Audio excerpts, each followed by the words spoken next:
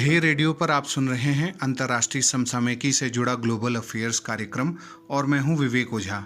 आज बात करेंगे दक्षिण एशिया में चीन ने एक अल्टरनेटिव रीजनल ऑर्गेनाइजेशन जो बनाया है उसके बारे में। एक वैकल्पिक क्षेत्रीय संगठन जो सार्क जैसा है और जिस तरीके से सार्क काम करता है उसी प्रकार से कुछ ऑब्जेक्टिव को लिए हुए यह संगठन है और इसके साथ ही चीन कुछ और क्षेत्रीय संगठन बनाने की तैयारी में है जो दक्षिण एशिया केंद्रित हैं। इन्हीं सब के बारे में हम जानेंगे और इसके पीछे चीन का मकसद क्या है इसको भी हम जानेंगे। हम सब जानते हैं कि चीन दक्षिण एशिया में भारत की स्थिति को कमज़ोर करने की कोशिशें लगातार करता रहा है और इसी कड़ी में अब उसकी निगाह दक्षिण एशिया में सार्क जैसे एक क्षेत्रीय संगठन बनाने की है और चीन इस दिशा में कदम बढ़ा चुका है। चीन ने China South Asian countries poverty alleviation and cooperative development centre का गठन चीन के चॉन्गकिंग शहर में कुछ रोज पहले कर दिया है। चीन के इस वैकल्पिक क्षेत्रीय संगठन में सार्क के 8 सदस्यों में से 5 शामिल भी हो चुके हैं। भारत, भूटान और मालदीव को छोड़कर सभी 5 दक्षिण एशियाई देश इसमें शामिल हो चुके हैं। चीन को पता है कि सार्क को पुनः जीवन तब तक नहीं मिल सकता जब तक पाकिस्तान, नेपाल, श्रीलंका जैसे देश भारत को आतंकवाद के मुद्दे पर सहयोग और समर्थन नहीं देते। यही कारण है कि पाकिस्तान, नेपाल, श्रीलंका के साथ साथ अफगानिस्तान को भी चीन अपने प्रभाव में लेने की कोशिश कर रहा है। यहाँ यह सवाल उठता है कि अगर इस नए क्षेत्रीय संगठन जो चीन ने बनाया है इसका मकसद दक्षिण एशिया में पॉवर्टी एलिविएशन यानी निर्धनता उन्मूलन ही है तो भारत को इससे बाहर क्यों रखा गया है। भारत में तो निर्धनों की संख्या सबसे अधिक है जो सब सहारा क्षेत्र की जनसंख्या के बराबर है, तो फिर चीन ऐसा निर्णय क्यों ले रहा है। चीन का यह क्षेत्रीय पहल करने का फैसला एक ऐसे समय में आया है जब सार्क को रिवाइव न करने के लिए अभी भी कठोर रुख भारत अपनाए हुए है। भारत का ध्यान इस समय बिम्स्टेक संगठन पर अधिक है और चीन बिम्स्टेक देशों को भी अपने प्रभाव में लेने की कोशिश कर रहा है। बांग्लादेश और म्यांमार को खास तौर पर अपने इनिशिएटिव से, जो रीजनल इनिशिएटिव्स हैं, उनसे जोड़ने का प्रयास चीन कर रहा है। अप्रैल 2021 में चीन, अफगानिस्तान, बांग्लादेश, नेपाल, पाकिस्तान और श्रीलंका के विदेश मंत्रियों की एक वर्चुअल मीटिंग हुई थी जिसमें चीन के विदेश मंत्री वांग यी ने China South Asian countries poverty alleviation and cooperative development centre के गठन का प्रस्ताव दिया था और जिसे अब जून में गठित कर दिया गया है। अप्रैल की इस वर्चुअल मीटिंग में शामिल होने के लिए भारत को भी आमंत्रित किया गया था लेकिन भारत ने इसमें भाग नहीं लिया था।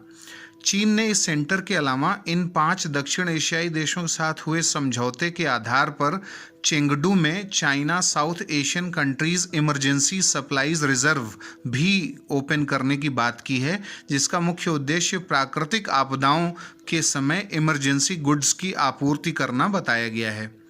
इसके अलावा चीन ने दक्षिण एशियाई देशों को अपना मजबूत क्षेत्रीय सहयोगी बनाने के लिए, रीजनल कोलैबोरेटर्स बनाने के लिए China South Asian countries e-commerce cooperation forum on poverty alleviation in rural areas को गठित करने हेतु काम शुरू कर दिया है।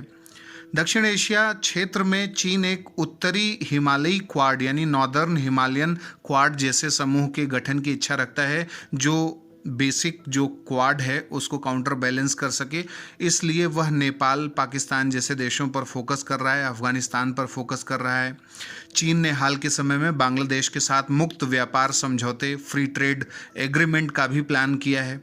चीन ने बांग्लादेश को क्वाड में शामिल होने को लेकर खुली चेतावनी भी कुछ समय पहले दे डाली थी और वहीं पाकिस्तान के बाद श्रीलंका भी चीन के कर्ज में पूरी तरह फंसता जा रहा है। चीन धीरे धीरे श्रीलंका की बुनियादी सुविधाओं पर अपना कब्जा जमा रहा है और अब श्रीलंका में चीन के कुछ सैनिकों को देखा गया है।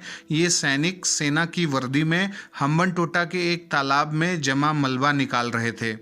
और तो और चीनी कम्युनिस्ट पार्टी की 100वीं वर्षगांठ के अवसर पर शी जिनपिंग के साथ वर्चुअल मीटिंग के दौरान श्रीलंका के प्रधानमंत्री महिंद्रा राजपक्षे ने गुटनिरपेक्ष आंदोलन का जन्मदाता चीन के पूर्व प्रधानमंत्री चाउ एन लाई को बता दिया। बड़ी बात यह है कि चीन गुटनिरपेक्ष देशों का पूर्ण सदस्य तक नहीं है, और इतना ही नहीं, इस आंदोलन के संस्थापक भारत का नाम भी श्रीलंका के प्रधानमंत्री ने नहीं लिया। इन सब बातों से साफ है कि चीन दक्षिण एशिया में भारत को कमजोर करने के लिए हर प्रकार की चालें चल रहा है, जिसका सामना भारत को अपने पड़ोसी प्रथम की नीति यानी neighbourhood first policy, extended neighbourhood first policy, Sagar vision और आइलैंड डिप्लोमेसी को अधिक तार्किक, अधिक कूटनीतिक बनाकर करनी होगी। अब बारी है आज के सवाल की। चीन ने अपने शहर चेंगडू में China South Asian countries emergency supplies reserve खोलने की बात की है, जिसका मुख्य उद्देश्य है ऑप्शन ए निवेश को बढ़ावा देना, ऑप्शन बी नवीकरणीय ऊर्जा को बढ़ावा देना, ऑप्शन सी प्राकृतिक आपदाओं से निपटना, या फिर ऑप्शन डी खाद्य सुरक्षा को बढ़ावा देना। आप अपने उत्तर हमें कमेंट बॉक्स में बता सकते हैं।